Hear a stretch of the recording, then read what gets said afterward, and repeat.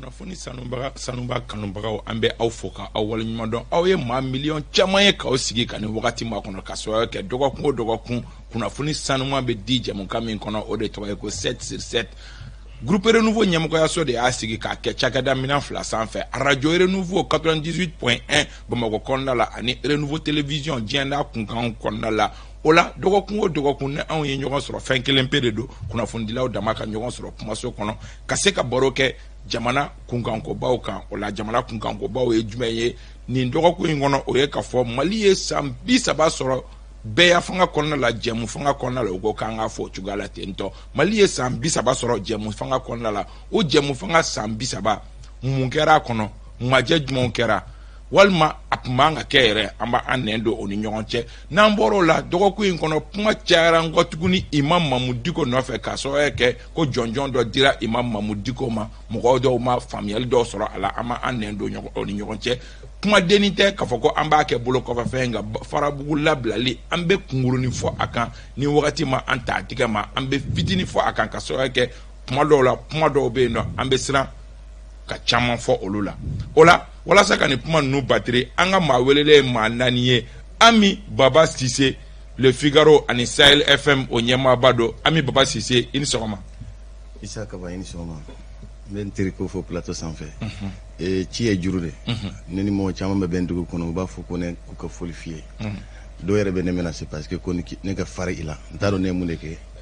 Donc une Facebook oui mais au bekeo mais au te juguman teo donc u ka famu dron donc u kana ne menacer tout ayi u ti menacer il fallait manata be bajara fo ye kay chemise digala dia ko jara je babal kan ye te moy ambe foli di encore que Zao Ahmed Bamba allez journal Le Coq nyama baye Zao in sogoma amba ile sogoma isa ambe foli ke kanya shi an la me baga na la jabaga bela jetima ka fɔ ala min ye bido yira la an bɛ dugawu kɛ ko don tɔn ɲɔgɔn caman yira an kɛnɛ na amin ka tila k'an bɛɛ lajɛlen kisi k'an tanga ka bɔ gɛrɛgɛrɛ ani maloya ma amin ne bɛ dugawu de kɛ n b'a ɲini ala kana dutigi si malo a sigiɲɔgɔnw cɛla o ka bɔ yen fana tasibila ko ta k'o ɲɛsin an ka mɔgɔ minnu tora 91 jadi kɔnɔna na min tɔgɔ ye ko libération walima démocratie mɔgɔ minnu tora la an bɛ tasibila kɛ ka ɲɛsin o ma ala k'o dar'o suma ani an ka sɔrɔsi minnu ni an ka mɔgɔ wɛrɛ minnu fana bɛ ka bi tɛn kan an bɛ dugawu k'o fana ye ala k'o bɛɛ lajɛlen dar'o suma. Basaro Aïdara ye communicateur ye an ma pour la agence malienne de publicité et de presse et de publicité Basaro ni sɔgɔma Isa i ni sɔgɔma n b'i fo mais an barokɛbagaw fo sɔgɔmaden na k'an filɛbagaw an lajɛbagaw k'u bɛɛ lajɛlen fo ka taa sibila ka taa se maa o maa ni o ni tora jamana ko la depuis yanni 91 cɛ kana se fo bi ma an bɛ tasibila kɛ ka se o bɛɛ lajɛlen ma ka fɔ an filɛbagaw ye ko an ma hakilina de di hakilina de don kuma dɔ la an bɛ kɛ ɲɔgɔn fɛ kuma dɔ la an tɛ kɛ ɲɔgɔn fɛ an mana tila débat in na a kuma ka ca kuma dɔw la donc k'u k'o faamu bɛɛ ni hakilinata de don donc anw tɛ dɔrɔn walasa ka faamuyali nɔgɔma se maa minnu ma minnu tɛ bɔ ko dɔw kalama parce que anw tilala débat ka prolonger hakilina ɲuman exactement et ça parce que mɔgɔ kelen hakili kelen jama fɛnɛ n'a hakilinata de don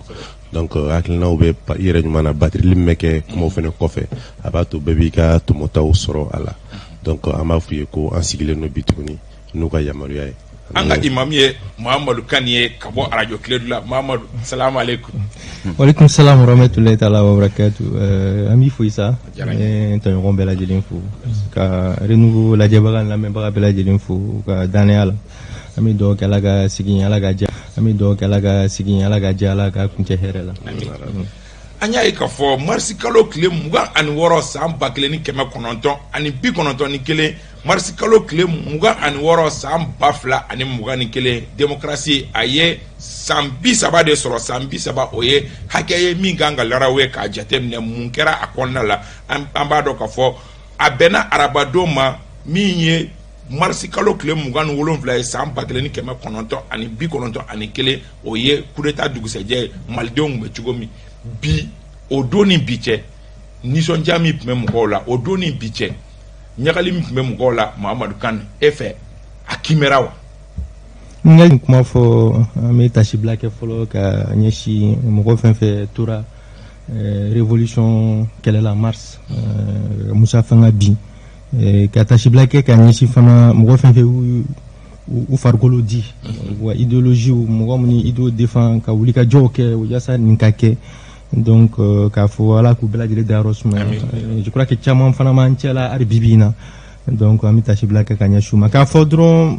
ni be ni situation analysée. Moi je crois que fin flaredo d'un côté ni on est plateau comme bibina, nous sommes les enfants de la démocratie, donc ça c'est un aspect très positif. Il y a plus de 400 radios aujourd'hui au Mali.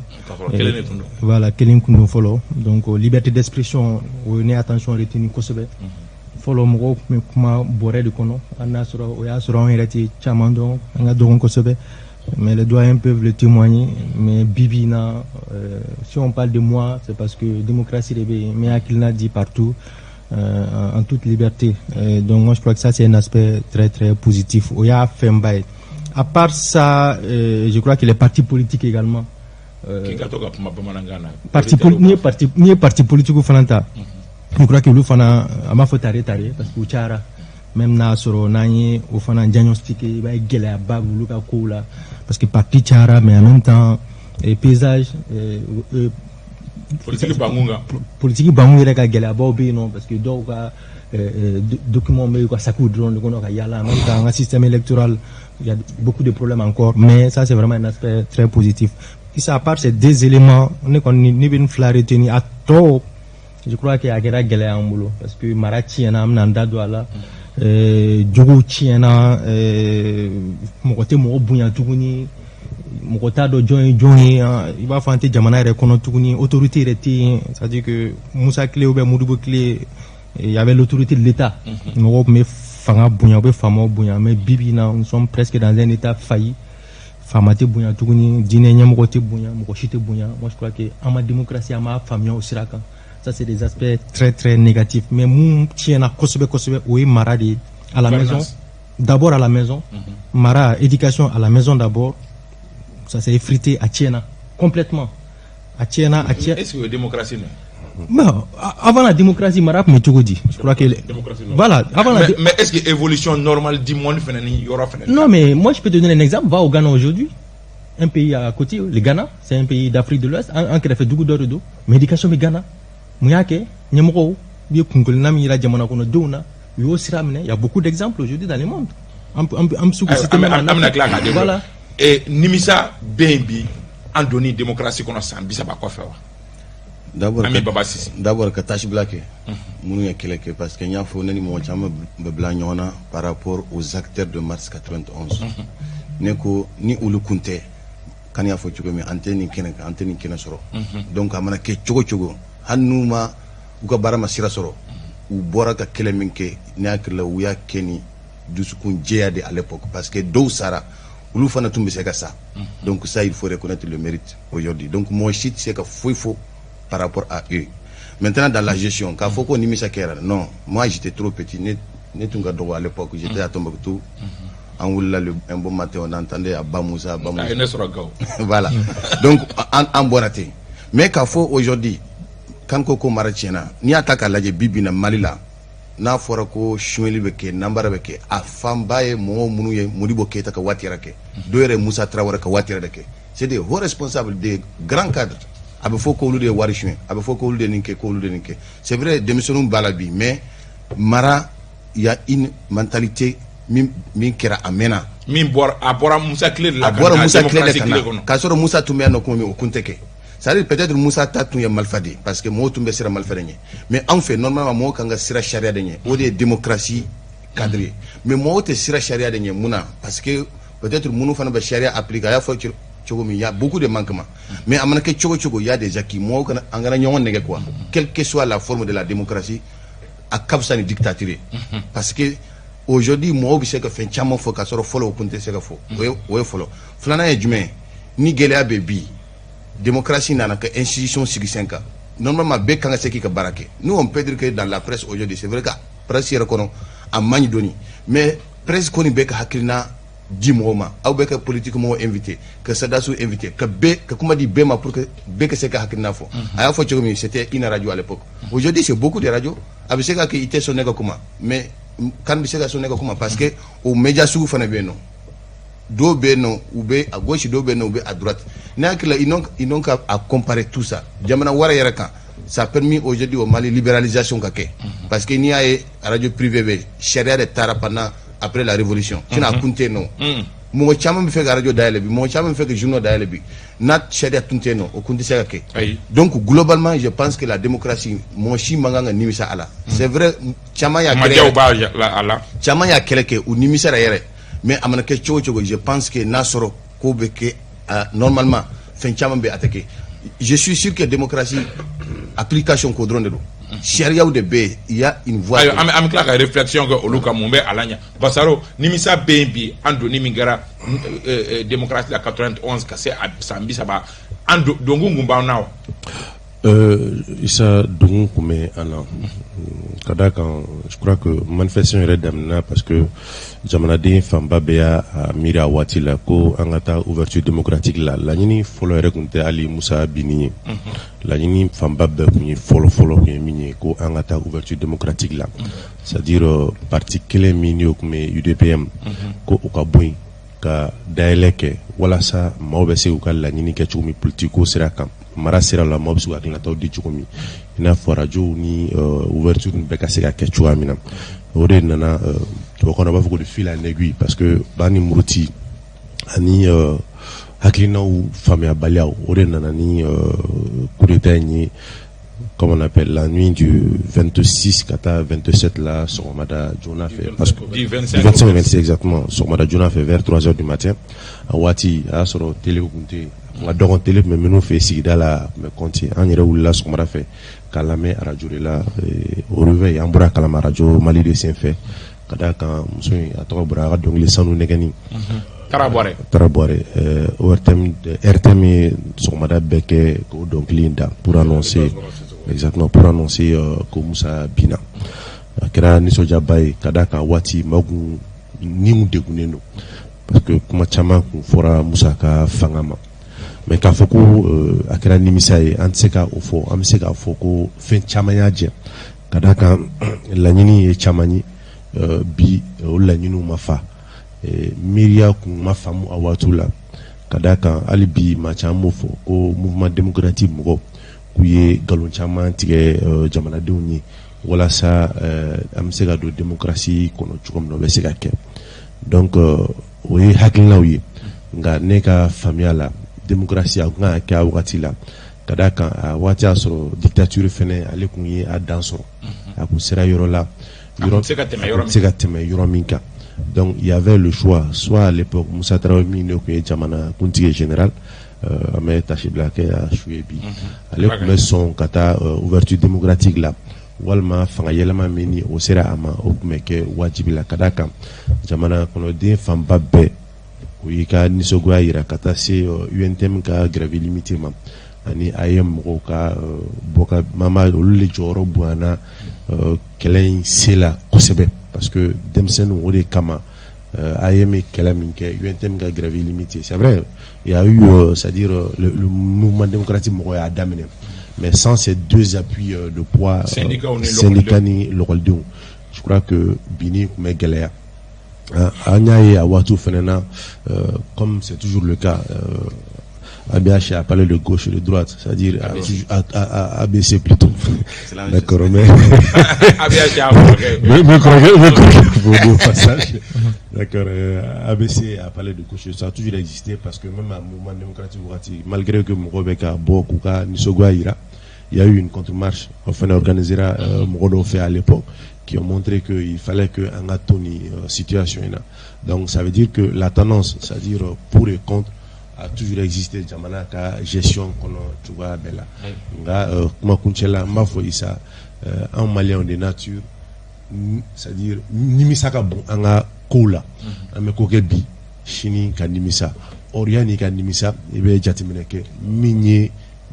aje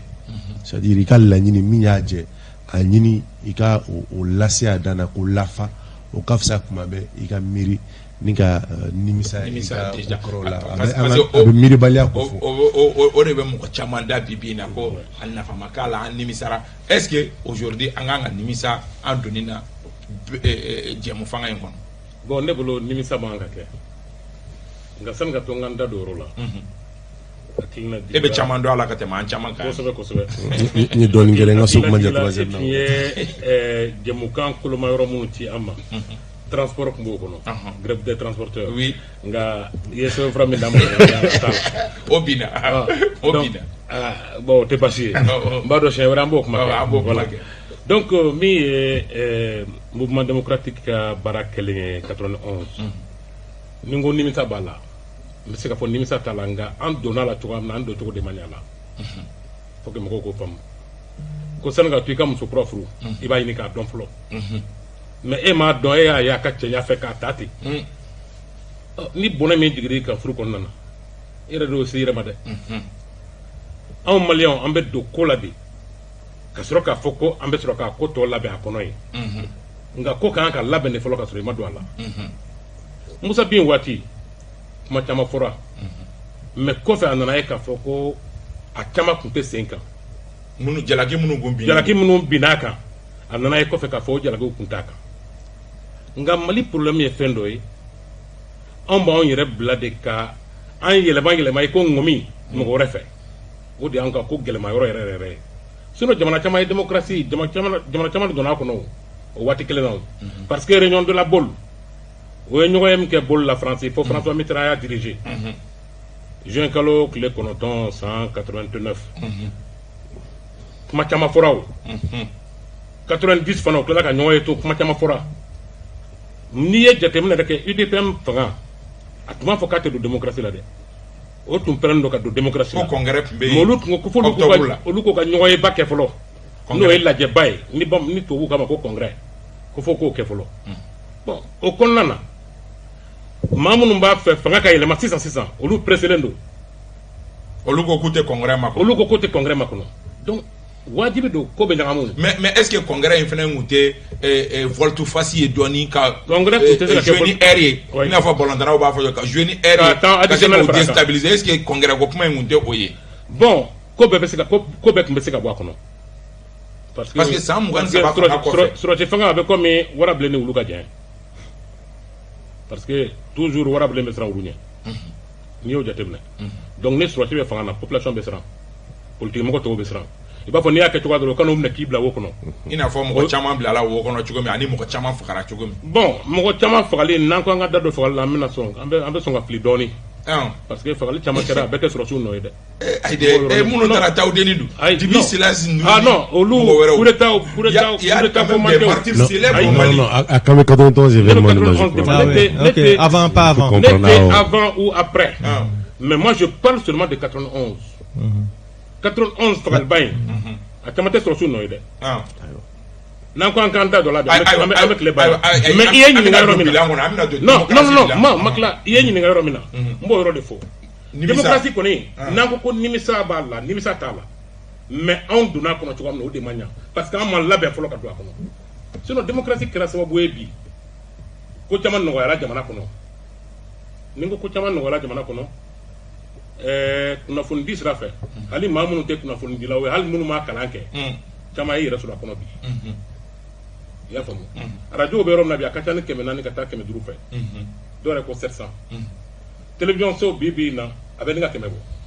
ayi a ma 50 ɲɔgɔn na non a bɛ ni ka 100 bɔ 50 ma gɛn parce que n'i y'a jateminɛ demande minnu bɛ yen ani minnu accordé la ka ban n'i y'olu bɛɛ fara ɲɔgɔn kan a bɛ taa 100 na ayiwa ni bɛɛ fanga in tɛ o tun tɛ lasɔrɔ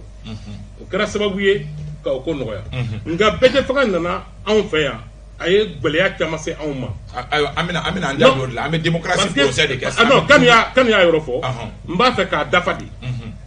a ye gɛlɛya jumɛn se anw ma fɔlɔ o ye ladɔnbaliya ye éducation ɲɔgɔn bonyabaliya o bɛ yen yurugu den tɛ fa bonya tun den tɛ ba bonya tun denw yɛrɛ bɛ ko dɔw kɛ baw ɲɛna bɛ sin jɔ papu e bɛ sɔn nin ma wa mami kana to ka nin kɛ a banna bon o bɛ bɔ n'o ye ka taa kɛnɛ ma o kelen de don o bɛ na ni cɛnni dɔ ye kelen n'i y'a jateminɛ fana fɔlɔ ni polisi tun ye mɔgɔ fiyɛ i ja bɛ tigɛ de mais ni polisi ye mɔgɔ fiyɛ bi a b'a bolo fiyɛ ma a fɔ e k'a ye mun ye de a bɛ dimi dɔw yɛrɛ b'a fɔ polisi ma ko non ko e bɛ ne fɛ mun na n'i ma kunnadiya yɛrɛ kɛlɛ bɛ bɔ a kɔnɔ mais bɛjɛ fanga in de nana n'o ye parce que bɛjɛ fanga kɛra sababu ye administration tɛ bonya tun autorité tɛ bonya tun i y'a faamu o kɛra échec dɔ y'a kɔnɔ a échec ka ca sinon a nafa bɛ yen a nafa kɛra min ye kɔni n'o kun tɛ Alpha kun t'a yɛrɛ sɔrɔ président ya la ATT min sigira ka na ni IBK min nana an bɛ waati min kɔnɔ bi o si kun tɛ ayiwa sisan an bɛ démocratie kuma kɛ Mamadou Kane démocratie sɔrɔla mais an y'an ka démocratie an y'a utiliser cogo di kuma b'o nɔfɛ bi san 30 kɛra o la ka sababu kɛ a san caman an continuera toujours ka kuma ka comparaison kɛ dictature ni démocratie de ni ɲɔgɔn cɛ an bɔra min na ka na min na an bɔra min na même bi an tɛ démocratie in yɛrɛ a san 30 de la tabali kan an ka kuma kan wa e ye mun tɔmɔ a kɔnɔ. D'abord, il y a un aspect positif pour Fontina Sougoulouka, mais il y a beaucoup d'aspects négatifs. Je crois que Orekacha, je crois que Obseka Outrofa, mais Amina Damadon t'a appuyé impunité surtout, parce que Diamanate Dien Kono, qu'a développé, exemple T, ni Chine, ni Japon, ni Rwanda à côté, autorité de la bateau. Ni fanga ko mu au début que charia bi tige anyama. Aujourd'hui avec cette impunité mais si corruption de longa yurugu. Je crois que depuis l'avènement de la démocratie depuis le président Alpha Omar Konaré ATT jusqu'à IBK,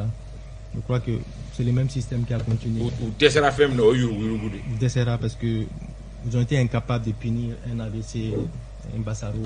Parce que lien man ñoronté Issa parce que un journaliste voilà une fin non lien man ñoronté pour lien ka tien donc moi je crois que ça a été un problème parce que au côté donc du coup de régime à régime succédera mais mo jato galera parce que on dit jurisprudence c'est-à-dire nous ko kera mo bi comme est-ce que nous y a que fait mbora là est-ce que n'y a que fait donc ne ba ke muni bina boala do ere ba fo ma ke foite boala je crois démocratie fin ba do kerani du coup on s'est retrouvé avec des fonctionnaires milliardaires un bebu don ambuga furo yoro don yanga na fulo mshu ka muso sabana na furo ambu don il fait kenanga waru ambu don mais foite boala ça a été un des péchés de la démocratie arbibina je crois qu'ambo dingue ba de kono parce que même les régimes précédents oligarchie, c'est un clan qui dirigeait le pays au vu au sud de tout le monde. Moi je pense que fouille boire la dor et bouli wakati de la autoué ou wakati redo a nyango de n'enfananta sera abnake abora maliko là aucune perspective c'est tout ça dit que abna droit ba pochifa aucun plan pour l'avenir ça dit les futures générations et ça d abcd né d amna malid même blulunye mo ga vision mako etukuni mo ga vision qui era l'instant T maintenant et tout de suite ils sont balima sira grain sira bere bi poussé ga choueni ke parce que benaka doléance rebina et toi tu te crois tout permis et re bolo e manga dese ka fo mogo ntise ka bafla dima ntise ka 50,000 dima non ntise ka nki donc ou impunité ni warali ça ya to bere tien parce que ni impunité ni charité jamana kono et misikna uluka hake be dracula tukoyamna hake wallahi hakere biga mali blani dingen kono parce que mogoga jo kera mogoga jekru bulu jalaki mogoga jeman ko bulu fimai ari chini nuka dusuka shube nyokona je donne juste un exemple sous IBK par exemple et utara mogomnga kiosku kari gidrondala moi je suis pas contre nous à l'époque j'ai dit que même moi je suis pas fier de Bamako parce que ni voyager ni Bamako c'est comme un gros village aujourd'hui toute l'Afrique qui reflète là tu ne verras ça dans aucun pays sérieux quand un trottoir est débordé par des marchands ambulants mais un plan avec mais vous prévoyez quelque chose pour ces gens-là Abou ou délocaliser c'est-à-dire que Abou Blayoro là mais à tout la oulité. Il y a beaucoup de frustrés, beaucoup de jeunes, je peux donner beaucoup d'exemples. Donc, le Bekra fien, mais fien baba isa mouye bibina. Un jeune malien ne peut plus regarder en face un jeune burkinabé. Je parle des jeunes, étudiants, élèves, etc. Difficilement, ivoiriens, béninois. Alors qu'avant, c'était la fierté. Les doyens là, et puis les témoins, c'était notre plus grande fierté. Kata Modibo Keïta là. Moi, je crois que Modibo Keïta, je ne dis pas que tout a baigné nabolo, d'autres nabolo. Mais la force de Moussa Traoré aussi, Tchamantiena le fanambolo, c'était de voir Modibo Keïta bilan, amesega nyuman. Je crois qu'à l'éducation ta, à quoi amesega nshinsin, ngami continue. armée continue à moi je prends juste ces deux aspects parce que aspect mais démocrate moi c'est pour profiter faut là on connaît à même Basaro et démocratie ka fien kara jumé epulu anya fo ka bango regrettement akala mais fien on connaît kara non et ça il faut que on a essayé par des choses que faut était jamana kono bi ko yala oti problème bi kuna foneo di chuko di atu mo bora ko chaman kalama kala niveau parce que c'est vrai on le regrette quand faut ko bi niveau bataille kalana mais bi ma chama sur la mi kalan ke ka si yoro do la mi ma ti permettre ka kodo famu mi fama ko ti ou la folo donc ni o ko franonka ibayi ko chama kumbeke depuis folo depuis amado air démocratique on kilo ne bega continuer on a parlé de corruption aujourd'hui c'est-à-dire no yurgu ta fin à madame ne 91 kofe yurgu kumbe depuis Moussa Fanga wakati nta donc amène sujet abordé bi mais seulement mercredi ni doyen Maroudjara le sort là mais barola on parlait fait un méga régime kumafo kana se fobima de 1960 kana se fobima ni ya jatemene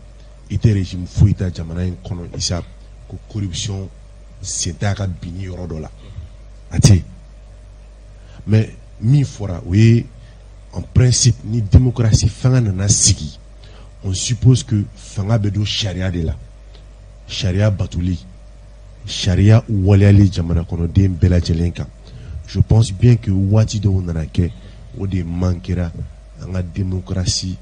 barawla mais est-ce que démocratie ma wara fena nous munu be ka fo al no ya soro corruption ku be morbo clé là est-ce que fitini kunte est-ce que ni corruption ku be musa clé là moko damado no mute mais bi est-ce que Adam te melete koju oui mais sauf que sa corruption égale la corruption quoi ce n'est pas moko hakete corruption dobo ando corruption be corruption de ni ABC client ke o ambe jera ke o ambe corruption ni mi me jamana sigin ko mais ni sharia ka barake mo kelenga kana ke jamaka avec sababu ye mini o ye lanyini mini jamana ko donga lanyini o ka siga do bala chugoya mina et albi ame anisoja aman disi gauche ni radio ni télé création mais il y a même pas de moyen de sanction or avec création na cahier de charge dobe minu kan respecter mais bini ou jatemne il va sur très peu minu cahier de charge ou respecter mais il continue toujours à émettre ou fausse information dit moro là ou ben na jalaki bioro babe oro là mo la galon mettre ka dam mo là fuiti boala oui amandugu shara mimme ou lakana mais shara minganga unyangi au bara teke je crois que jamana démocratie gelea famba bébé isani yorena nyangini balia démocratie gelea a famba bébé ni yorena na fuma kado au kofe amena culture démocratique là parce que nous avons vu que parti keme flani kono na créé jamana inkono ka sur modèle fuitala haklina ti minyo e parti politique ladamu chuwe akanga mgo lamara chuma ka militaire lamara chuma o ma wajibi aka par contre jamana warbe takadama kaka barake nay or ni kera parti politique c'est l'éducation des militants ibulu ou ika socialiste ni libéraux yeka ka faranyo nga ta fanga nyini nyoko fait mais isa culture d'état là quoi en fait parce que fenobe lu manga ke mais au bébé ke jamana kono fuite voilà je crois bien que après 30 ans en ka son ka sigianko ka miri ka be ka jalaki ka bi mini ouye sharia batuli jakuyalama ok sans pourtant qu'on revienne à la dictature donc pour que Baraka se démocratie bignora kera jume muya fegaya ka so que coup d'état fla de kera sambi saba en kono wa coup d'état fla bella jelen kera mo munu nu tara kalata se fa andu ngogo kalata ye démocratie jose mbado bon mbe o yoroni jabi memba fe ka yoron do fo kada kan garo do kan effectivement ni ye jamana en jatemne mogo ba fo ko soñali kumbe morwo klela mbe muza klela wa abe démocratie en kono mais soñali ni ne bolo les affaires et le vol sont différents c'est deux mots différents Ah oui. Est-ce que non, les affaires et le vol. Accord de Golé était affaire. Non, accord de Golé c'est affaire. Murubo clé là. Fenyama kunte jamana bolo. Zango ka fokamba sonye. Mais murubo clé là, murubo clé fanga kono. Munu kunye bolo seme yoro nyine yoro wero la. Toko foli mai. Musa clé na le fana. O ka sta mo wan saba kono. Musa est 100 ans à ne segi ke fanga na. Mais c'est qu'il faut watila mo rek mesranga sonyal ke. Mais sans duru là-bas kana zam wan saba indafa. O konna de la Musa ka ministre chama bolé ak ay mo mu tagabo extérieur la ko doké ministre yi. Ulu na loka akilnay.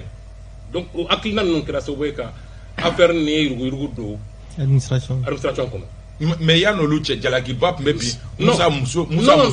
ani Musa ni mo ke non mbeka mi fuyina douana jalaki bap mebi oluka malien be mo jalaki non malien be mo jalaki ka sura pour ta tega kono ah mais zana do fena ba ko di mi mais malien da isa e ma kuna jay ka teme ministre do ka dala droit Muso ka etme toto droit ka il faut do ba fokina Muso ko me hotel la Malaya ay mo ikatme warti ba do ka dala Muso be ñoko ikatme warti ba do ka dala ka dem sofo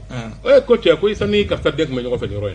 malien de ba foka so may ni malien non franchement amay dalu do ba bolo sa non c'est-à-dire démocratie kira so buye anga kalon tege tia la aywa akira so buye dana balak dana en fait mais démocratie ka péché kera mais démocratie ka péché kera munye démocratie ka péché kera ambe to kambla démocratie ka jalagli kera munye aka jalagli kera nyangli balay basalo ofo parce que nyangli balay kono ne se ga fo ngo sunyali beke o sunyali beke la ka yamaria o tenyagi président temena koko alete dutigi malo jamana na ya sunya abe wele ababla chona ababla be tabdoro de takasro ko bla non donc o ye kuma mi kuma nga fo kele munu fana be sharia o tige o de a to nya fo ngo beka clé parce que ni e bla la sharia tige la i kan ka sharia tige chugula bon munu fana kan ka dossier ta ka di sharia tige lo ma ulu fana kan ka dossier la sharia tige lo ma sraka mais begal ba ka baraka be foko nin kono ni milliardaire in tunna ni service ina ma kelen be se ka milliard tandu milliard mwandu o dolendo mais o dossier ta sera tigolo fe ka ko donc nyangi ni balia impunité o impunité roy kele o kabo ifana ni démocratie jatemne démocratie kera fendo e ambulo malaya nyo de fongo be do fe fene bala jede folo ibala be de folo akara fendo e ambulo malaya anga ko chamala segiko Mali kono il y avait deux systèmes très forts en Afrique. L'éducation au Mali, c'était un système très très fort en Afrique. Anga kalanko. Kalanko sera. O kunye penye farafina anyonga kunte. Jamana wala mogo de kumina kalanke malaya. Kata o kumina anga école metru taya kata o ka mogo formé. Anga mogo chama tala Gabon ola. Tout à fait. Bon, o temena. Anga drotro fana. O nyonga kunga doka farafina. Mais démocratie n'allait ka libéralisme créé ka fo bon trop be se ka clinique créé ka clinique sigisenga depuis olu sigila dron dro ta tiena barbato be ta dro so do labi akira bolo ko fo ta jate folo fona ma warbo ni ma warbo te froke démocratie n'ana noy mais ne be min fo podolo est-ce que olu te ordre normal des choses et ka so que dien sera ani jama sera hakemma est-ce que alni démocratie na mutra dictature kono mo sera hakemma nous phénomène nungutena sans la démocratie akutena kalanko sera fait est-ce que kalan kan ka to bolo est-ce que jama tiara ka sa hakemma alni angba musakle la ni jama matani mali tayewa mali jama jogo jolbe ni tira kono mais est-ce que gelea munu ba ko olu te Nigeria ka ay Kalanko sera fait, Nigeria te coulé Kalanko là. C'est une Nigérian qui vient d'être nommé maintenant. Parce que Kalan niveau est mais Gala est mais ni est Jamsani Kemeni Biduru Black Kelen on ko mettre Kelen ko Lukala. C'est sûr que Zao Ebseka une semaine que itina classique on mettre te wakala alors que follow amuko muganduru be classe munu ngono. Ni mo Kelema na dona abeton ka Kimana. Ça aussi te Kalan dégradé. Malika Kalan dégradé le dame na Samina. C'est en 93-94, avec le projet de création de la nouvelle école fondamentale. Moussa dit ko nouvelle école comme ko ba fo que c'est très célèbre comme ka ma teme doko kun flaka ama teme doko kun flaka manya akra so boy anga école siko est-ce que en beta français ka tabono ka fo mitra ou bien France Hollande ou bien Macron ko andona ko am dialogue la ni tarbe to e to kan fo le français de fo donc français démocratie ka démocratie ka fien pour ga e ka bop mal voilà dem sen na français ka la école la bamana ka ya bo fo bolon feo o te problème yo aduna école la français de kama pour que se ka ko dɔn ka bɔ ko la i y'a faamu maintenant démocratie ka ko yɛrɛ caman bɛ yen n'i y'a jateminɛ bi na mɔgɔw de yɛlɛmana o sinon c'est les mêmes têtes ok c'est les mêmes têtes kunkolo kelenw don mais n bɛ min fɔ na fɛn dɔ bɛ maliyɛn jɛ mɔgɔw tɛ sɔn a ka fɔ ne b'a fɔ a bɛ kɛ min a bɛ k'o ye maliyɛn kan ka kɛ mɔgɔ tilelen de tant que n'an ma tilen an ka ko tɛ ɲɛnabɔ ayiwa ayi n bɛ kuma d'a ma sisan ani 1 minute tant que n'an ma tilen an ka ko tɛ ɲɛnabɔ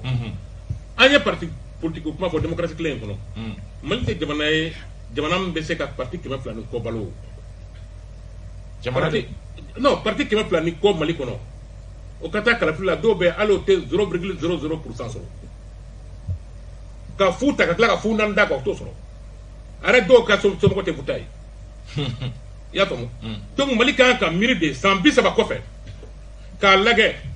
an b'a fɔ min ma ko échiquier politique n'o y'an ka politique jɛnkulu bɛ fɛn min kɔnɔ k'a lajɛ o ni ɲɔgɔn cɛ minnu ka hakilina ye kelen ye olu ka fara ɲɔgɔn kan an ka tila ka proposition kɛ tour d'état laban ni sijɛ kan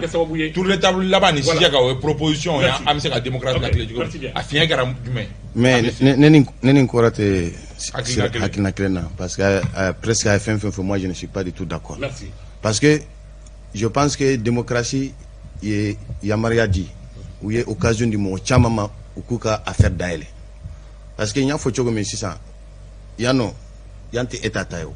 ni n'a ye kan ja a bɛ se ka radio dayɛlɛ n'a ye fɛn basɔrɔ ja a bɛ se ka radio dayɛlɛ ou bien a bɛ se ka fɛn wɛrɛ kɔni kɛ e bɔra ka clinique min ko kuma fɔ e tɛ se k'a fɔ k'i ma deli ka taa clinique la o et d'ailleurs aujourd'hui les cliniques sont mieux que même les hôpitaux e k'a lajɛ non les cliniques c'est l'argent n'a mana kɛ cogo cogo non c'est l'argent on dit la santé n'a pas de prix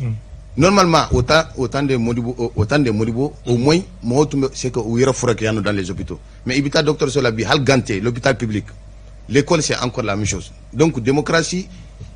a donné occasion à des gens ou que école so d'ailleurs c'est vrai Angoni Makan et privé là une motion mais fin de fiena Malika hôpital public ou centre public centre de santé communautaire qui relève de l'état c'est recevable il y a aujourd'hui même i yɛrɛ ka fura yɛrɛ ko tɛ dɛ état bɛ fɛn minnu bila o b'a suɲɛ ka taa n'a yɔrɔ wɛrɛ bon o ye ko wɛrɛ de après bɛ n bolo donc o ye ko wɛrɛ de donc ça c'est la déontologie ça c'est les gens mais quand même an hakili bɛ min na o ye furakɛli ɲuman de on parle de ça on parle du plan a ma mɛn yɛrɛ u ye classement dɔ kɛ on a vu que c'est les Gabriel Touré c'est les Poinge là minnu bɛ fɔ kɔfɛ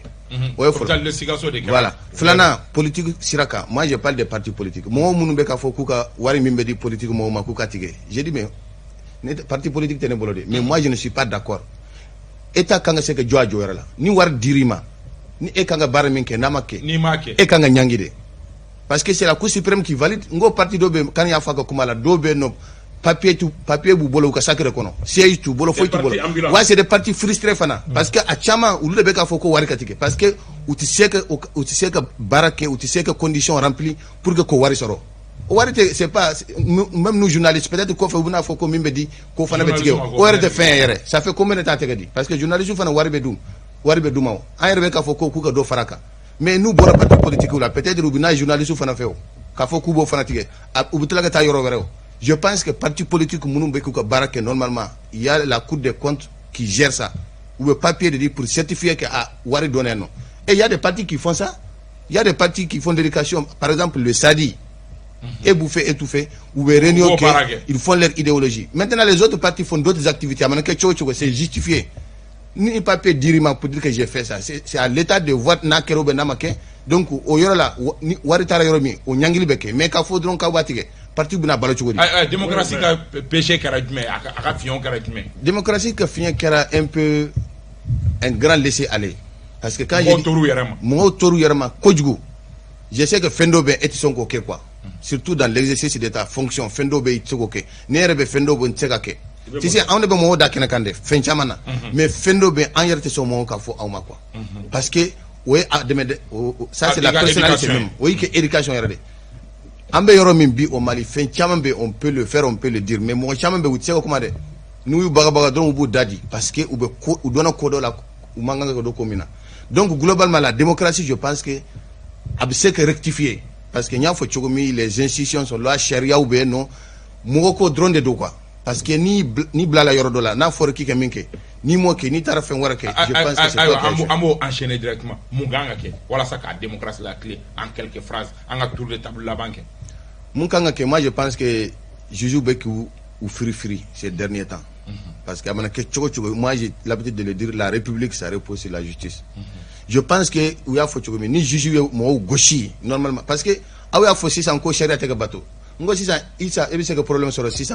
ne be téléphone ta que juge do wele ne be téléphone ta que police do wele ne be téléphone ta que do wele pour que intervention que ça c'est dans la culture même do be ou tseko hanima wardi le fait même de faire ça là c'est une forme de corruption. Je ne me dis que me fla di police kema John ne me dit que million avec un ministre. On a tous des amis, on a tous des directeurs, tout le monde a participé à la corruption, directement ou indirectement. Doye Wardinama, Nena Dodima, qui a mangé l'argent de la corruption. Mais non, mais c'est clair. Mais il n'est pas dit que. Il faut préciser que tu es dans une hypothèse. Non, c'est pas dans une hypothèse. C'est pas dans une hypothèse. Voilà, c'est pas dans une hypothèse, c'est la réalité. Bon, voilà. Ne a pas mina. Mais comment il reprend dans les cas. A follow. Femme bese ka yeresa ko ke dabla jamana kono. Oye ka kiritigalaw ka olu ka hake dambo ko di uluma. Amese ka fo dokera la ka ba ibe ka fanga kono. O ka NDC la ka ta 1200 na tuwa mina. Ni iyo laje o bese ka sababu ye o ka kiritige atike chokola. Nga o ta bela jeni alsa kiritigalaw ka nga bla minen kono minen ye la fiali minen mo kana dado ka kola. N'a fɔra ko sɛbɛn fura min tala ka mɔgɔ min ɲangi k'a fɔ ko bon nin tigi bilala kiiritigɛlaw ka bolo kan o kan ka to kiiritigɛlaw ka baara kɛ a daminɛ fo ka taa laban k'a sɔrɔ mɔgɔ sen ma don a la o y'a yɔrɔ dɔ ye n'o daminɛna sisan jamana kɔnɔ ka mɔgɔ kelen gosi ka mɔgɔ fila gosi kunkoloba saba mana gosi o kɔnɔ tɔw bɛ siran bon ayi kuma filanan ye mun ye parce que i ye tour de table de fɔ kuma filanan ye mun ye o ye parti politigiw ka yɔrɔ ye halisa n bɛ segin a kan Mali est sans but ça va soro démocratie konnana de on devait sans but ça va la bi do ba fama ko papa do ba fama ko mama ya famu o sans but ça va kono politique mo ko ka sabali parti nyamo ko sabali parti satellite munum bey avec des partis fictifs c'est qu'on a fait partout bey togodo mais atay partout bey bita soro a danebe kare kelen kono bela jeni ka miri ka sigi ka ɲɔgɔnye ba kɛ minnu ka hakilina ye kelen olu ka taa fan kelen fɛ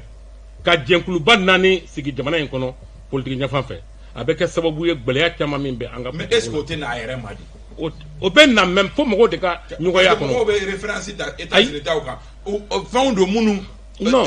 États-Unis parti caman bɛ régler ka mɔgɔw jagoya k'a ye don n'i y'a jateminɛ ni san dɔ kɛra démocratie la est-ce que mɔgɔw tɛ fara ɲɔgɔn kan u yɛrɛ ma k'a kɛ bloc fila ye républicain ni démocrate aux États-Unis d'Amérique ça est long c'est en place il y a longtemps mais il y a d'autres partis aux États-Unis c'est-à-dire parti wɛrɛw bɛ yen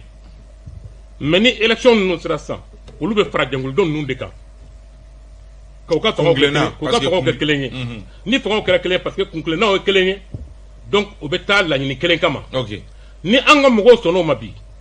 Mali bɛ yɔrɔ min na Mali tɛ se ka dɛsɛ Maliyɛn tɛ se ka dɛsɛ ko la ayiwa donc an ka jija an ka ɲɔgɔn ye minnu ka hakilina ye kelen olu ka fara ɲɔgɔn kan ka jɛnkuluba 4 créer n'o sigira sen kan o bɛ kɛ sababu ye gwɛlɛya caman bɔ jamana kɔnɔ a bɛ latilen cogo di démocratie san 30 kɔfɛ démocratie ne ka faamuya la a sigilen don fɛn 3 de kan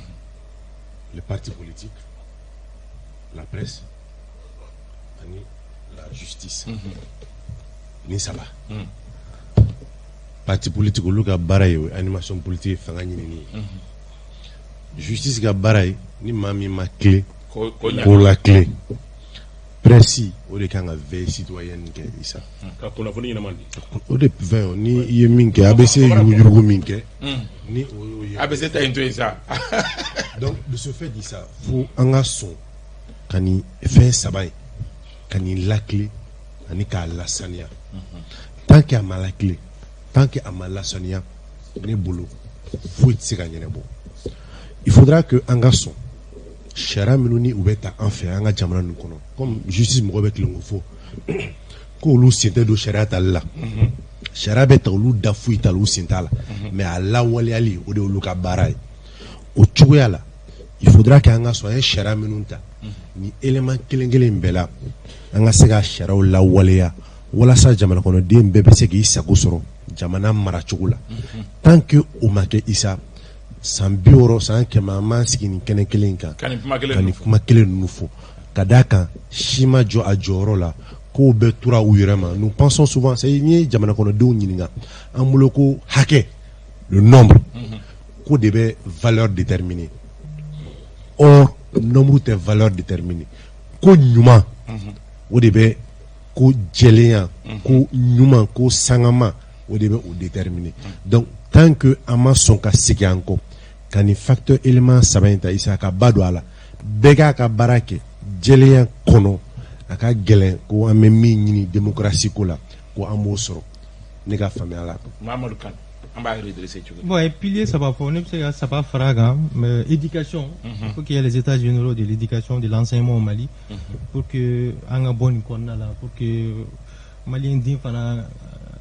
pourra faire ni bora ni kungorota ka bomo ka do ko kalamanga jamana kono. La réforme au niveau sécuritaire c'est très important.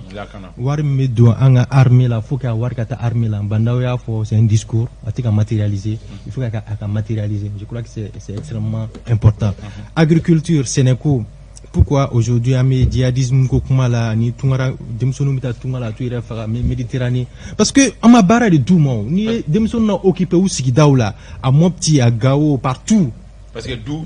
mo ko tangbe baro foromina du mana jama mana cha ka mo ko keme soro lu tse ka balo foro la aka gelen donc il faut que sécurité garamene folo ni sécurité c'est gena na mo ko aklibe sigi parce que tu ka bagange on parce que quoi Sénégal la fia la parce que monunke la fia la mais moi je crois que c'est très très important anga Sénégal yanga du bala tout ça une bébé de gouvernance de kono tant que ma gouvernance mode de gouvernance yelema basoro ya fo moi je donne même un siècle en tout temps ati yelema gouvernance ka yelema de façon vraiment très profonde. Ka da klo ka fo ni débat to be prolonger shuina ka damne nege kanye ta ani kononton walma nege kanye mugan an ngelo ka wele bla cheble drame shogal kukala maiga ka fara professeur Moustapha Diko kan nga mutakatal o makene la soro akera débat dumon baye kunu maison de la presse là et directeur ka yamaria kona fara ka fo ka be bo shuina 20h ina fo ou be montage là parce que a barakara kunu yere technicien ou be montage là ou be songa annoncer que binga be 20h ni 21h ni ñokonte jemukan be bo jemukan dumamba do nep ba kene kan a diagnostic kera démocratie kan shogal kukala mega mi na puma soro sa mbisa ba kono ay puma soro ay nyefo akoka ma puma soro kuna akoko ni ya shi ko aka puma soro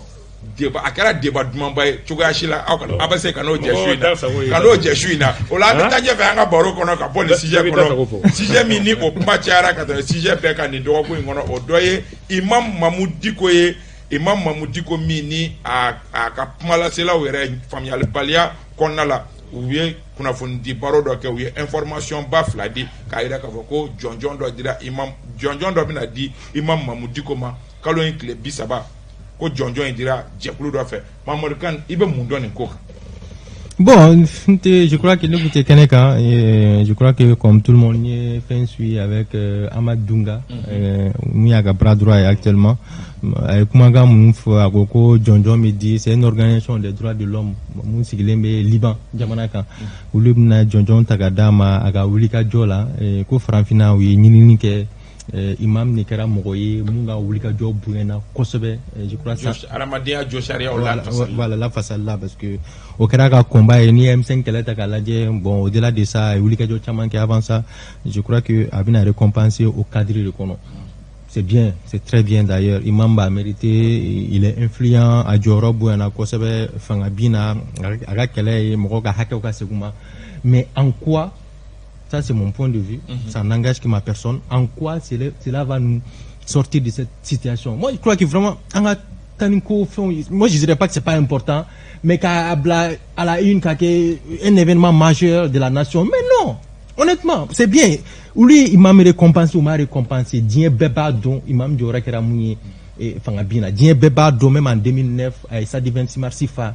c'est vraiment, il est très actif. Un peu beau calamment. Mais cette façon de communiquer, j'ai même entendu le monsieur dire que, comme Alima Coupe d'Afrique, Chanta, Coupe d'Afrique, honnêtement, on a beaucoup de problèmes, quoi. Frabougou Beno, et en Doronou, encore, ça Dongoro. Moi, je crois que ce sont une priorité aux transitions, on a la clé, une priorité. En quoi un trophée, on a Dobanga Galaola. Moi, je sais pas. Bravo à l'imam. Mais comme si c'était aussi la Coupe du Monde ou les Jeux Olympiques, quoi, franchement. Non, mais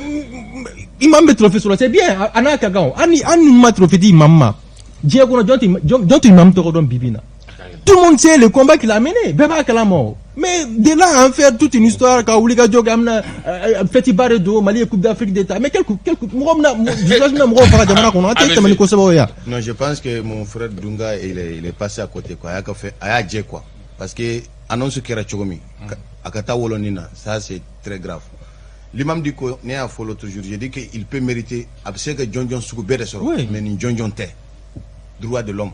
Parce que Nico, droit de l'homme, polémique fando au fenêtre voilà droit de l'homme a konona ko bo parce que droit de l'homme fait chaman beno imam yero keleke il a combattu ces choses là donc au droit de l'homme prit seka dama ça peut être autre chose o follow flana organisation yero min kanga seka fait dama angoni recherche que jusqu'à présent amase que nie sora là quoi peut-être le 30 ils vont nous le dire sabana fana mimba ko fait mo munum bina ni ko nyenamaya on a parlé de Mokhtar Wan et de Malik Diaw. Des gens qui Imam Yere Mounou gauche à la main. Donc qu'est-ce qui s'est passé pour que d'un seul coup il revient? Comme Doya Fochogomi, l'imam ne veut pas se sentir souvent isolé avec comment entre les choses. Négon Badon à Joyera Kabo, on ne peut pas le nier. Il mérite tout ce qu'on peut lui donner, mais pas ce prix-là. Donc l'annonce, d'abord c'est un total raté. Parce que Dunga, je ne sais même pas pourquoi aller au Kumata. En tant que chargé de mission, au niveau de la primature. Donc, comme il a dit, ça n'a rien à voir avec le Mali. Il fallait attendre seulement le jour. C'est comme si Coupe dire Makasoro Matsira Matanfolo. Mbe folike kan shimbela janima. Alsa. Bamanakan akagele. Mbema. Ngani jatemneke anga nyama chama be bi. Uka kuna fundi tuwala. Kuna fundi tuwala mai. Kuna fundi la munu be nyama nu chama krefe. Obe akina do boko jensen wati do kasro manka jensen. Imam ka trophée sur li wala maka prix sur li. Liban olu yɛrɛ ma tila o ka kɛlɛ yɛrɛ la fɔlɔ zango k'a fɔ ko olu bɛ taa jɔnjɔn ta k'o di mɔgɔ ma droit de l'homme ko la k'a sɔrɔ droit de l'homme ma bato olu fɛ yen. Non, on parle d'une organisation internationale. Non, quelle organisation internationale? Ah oui, non, oui, on dit qui est basée à Beyrouth, voilà. Mais une organisation internationale basée à Beyrouth sur le droit de l'homme, c'est laquelle organisation? Je ne la connais pas. On attend les J'ai fait des recherches sur le net, je n'en ai pas vu. On attend le 30. Donc, maintenant que le 30 ils nous le disent ou pas, mi Mokhtar Wan taille, quand faut que Mokhtar Wan va présider ou bien. Mokhtar Wan ganga centre de formation minga daile les premiers Mokhtar Wan bo de président. Pour la cohésion. Précision de taille. Bon, mbe mi fina de. Mais Malik Diaw afrago Malik Diaw devait être trophée. Malik Diaw ka trophée dili ou bien Malik Diaw ka trophée dili balia. Ni mbe fende ma ni c'est-à-dire aba jatemne quoi. Ni moko ta fait aller ka to kofe wati ba ba fa aller ka faire une. Toujours occasion de créer. Donc au dernier ni événementaire. Bazaro, événementaire. C'est pas un événement. Bon, ça n'est qu'un chronophone misoro. Je crois que bien qu'à Foko imam de Bena Mata. Ouais, on est confort. On est confort. Non, au Borala. Non, nous on est mini. Ah voilà. Au confort. Ko imam na Mata chini. Une annonce importante. Une annonce importante. Faut toujours du fort. Dans l'ansi ko de kono. Le lendemain, Nere imam ka plusieurs paroles qu'a imaginé qu'à décès sur le réseau, je ne l'ai pas vu. C'est là que je me suis rendu compte qu'ils ont annoncé qu'il y a un trophée. Et moi, de fois, c'est un ABCF qui est très important. Je pense souvent que nous mecs qu'on a dit un robot qui fait autour des mains. Et on trouve toujours l'occasion comme si on veut se moquer, c'est-à-dire d'une opposition. C'est un mec à Imamou critiquer bi, ka soutenu kuma be ou dala korobo. Ou black man. Or au thé au luka baraye quoi. Ni trophée récompensé. Je crois que avec Koui, nous sommes opposition à bi. Imam opposition là, je le dis bien. Nous sommes au lotoro. Amassé au luka afo. Ni ama akera na dira domina. Ceux qui se sentent opposants de l'imam, l'ubuka toro sera akono. Kasura makeni. Tout à